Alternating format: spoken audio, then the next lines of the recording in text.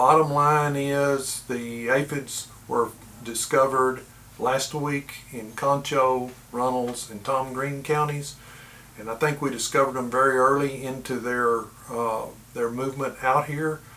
These populations were anywhere from a few days to a few hours in place on the grain sorghum crops that I looked at, and so and the reproductive potential is there. The populations that I saw didn't have any natural enemies associated with them, so they're going to be reproducing at maximum rate, I think, unless the weather affects that. And so bottom line for growers is it's time to be watching for these things on a weekly basis, inspecting leaves, walking into fields, inspecting plants, and looking for these aphids on the undersides of the leaves to determine if the populations are greater than about 50 aphids per leaf.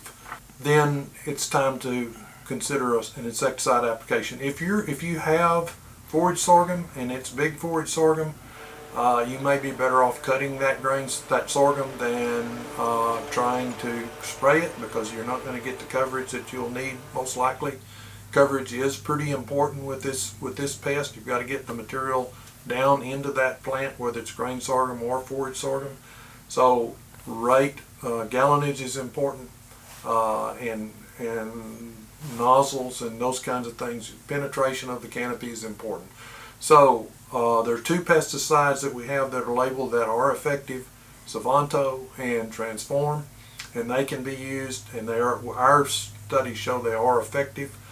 It's going to be important that really from now to the end of the season that you check that grain sorghum and that forage sorghum pretty frequently to make sure that the populations aren't getting away even after you treat, because they can come back and require a second application. So bottom line is watch those sorghum crops closely from now until the season is complete.